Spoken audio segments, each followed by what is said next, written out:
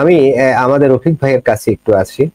রফিক ভাই, একটা খবর সোশ্যাল মিডিয়ায় বেশ ভাইরাল এবং বেশ কিছু ইউটিউব চ্যানেলেও এই বিষয়টা আলোচিত হতে আমি দেখেছি।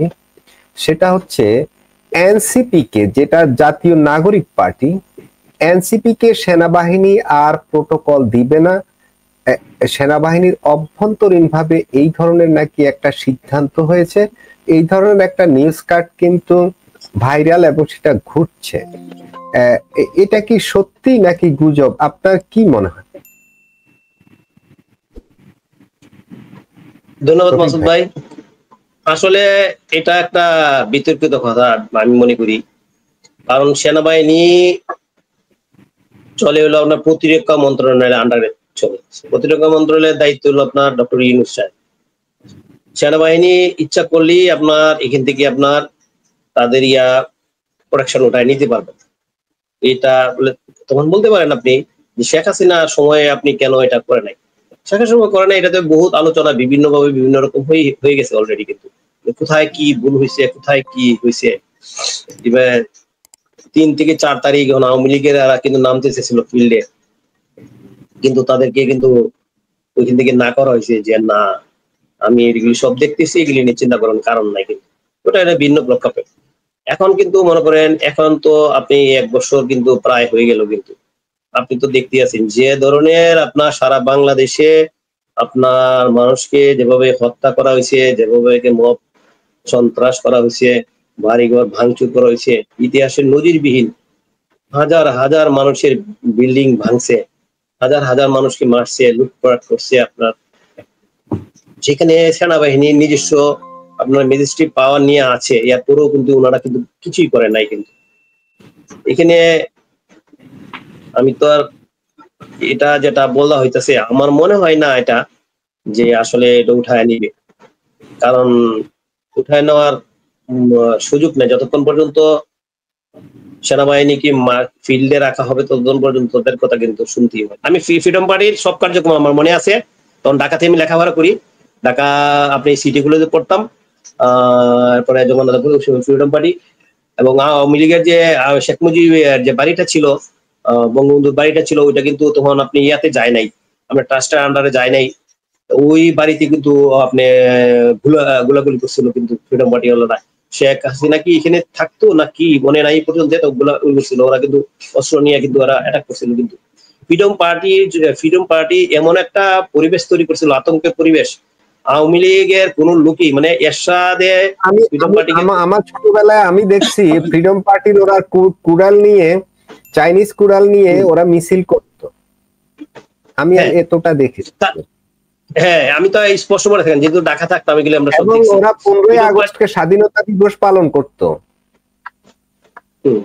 হ্যাঁ, ফ্রিডম পার্টি কিন্তু ওই সময় এনসিপির চেয়েও মরকঞ্জেন বর্তমান যুগে যদি চিন্তা করেন, সেই সময় ফ্রিডম পার্টি আরো বেশি শক্তিশালী অবস্থায় তারা কাজ করছে।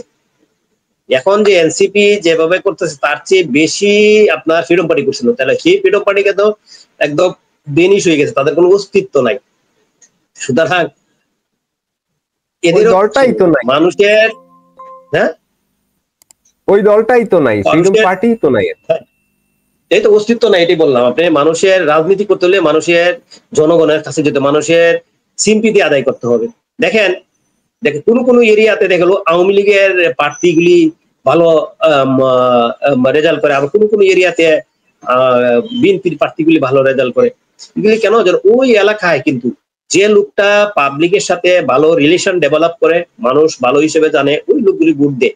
যদিও এখানে আমাদের কিছু মানে ভুল থাকে, কারণ আমরা সঠিক লোকগুলিকে নির্বাচন করতে পারি না।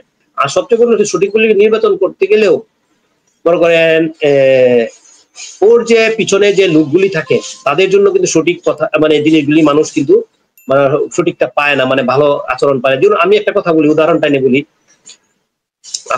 আসিফের যে বাবার যে মানে ভিডিওটা হইলো, ওখানে একটা লোকের নাম আছে, ওই লোকটাকে আমি খুবই শ্রদ্ধা করতাম। বাংলা ভিশনে দেখছেন ওটা? ওই খবর সারা সকল মিডিয়াতে আসছে। এখন মনে হচ্ছে বলছিলেন ডাক্তার সায়ন্ত এবং ডাক্তার জাহিদ, ওনারা কিন্তু এখন আর সরকারের পক্ষে আগে যেমন ওনারা করতাল বাজাইতেন, এখন কিন্তু ওনারা টোটালি আপনার 180 ডিগ্রি ঘুরে গেছেন। ভট্টাচার্য উনিও 180 ডিগ্রি ঘুরে গেছেন। সব মিলিয়ে বুদ্ধিজীবীরা যারা সরকারকে প্রোটেকশন দিত, সাপোর্ট করতো, তারা সব 180 ডিগ্রি ঘুরে গেছে।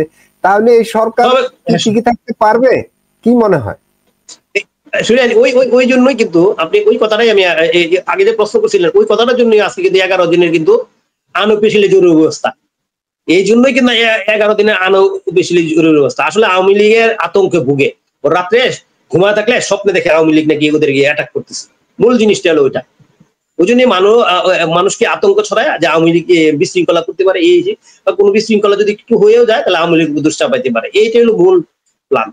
আমি যেটা বলতে চেয়েছিলাম, ইউসুফ হারুন আব্দুল্লাহ, ওনাকে আমি খুবই মানে ভালো জানতাম। উনি খুব ভালো একজন মানুষ ছিল, সুন্দর কথা বলতো। উনি একজন শিল্পপতি। উনার ছত্র ছায়ে কিন্তু ওই যে আসিফের ইউনিয়নের যে চেয়ারম্যান,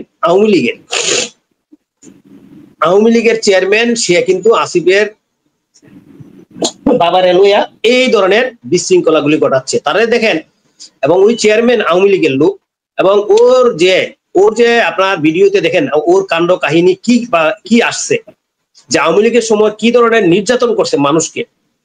দেখেন, মানুষ কিন্তু আমরা দেখে কিন্তু ভালো লোকগুলি ভোট দেওয়ার চেষ্টা করি, দেই, কিন্তু পরে তার সাথে যে আপনার চেলাপেলা গুলি থাকে, সেই চেলাপলিগুলি কিন্তু আওয়ামী লীগের সবচেয়ে বড় ক্ষতিটা করছে।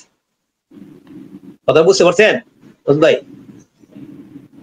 আপনি ওই একটা ঘটনাই শুনে, এটা তো আমরা অনেকেই জানি, আমরা দেখি, কিন্তু ওই ঘটনাটা কিন্তু স্পষ্ট করে আনছে আপনার আওয়ামী লীগের চেয়ারম্যান, এবং সে কিন্তু এখন হলো এনসিপি বাপের সাথে তার সম্পর্ক রাখে সে করতেছে।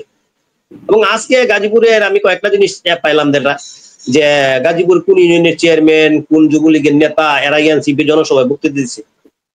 তাহলে বুঝেন, রিমি আছে না, রিমি না, আপনার মেহেরাল চুমকির সাথে হিন্দু অ্যাডভোকেট, তার সাথে ছবি খুব সুন্দর করে তার বাসার মধ্যে ওই পিসাবের মতো নিয়ে গেছে। সে হলো এনসিপির নেতা। আপনি বুঝতে পারছেন জিনিস দিয়ে?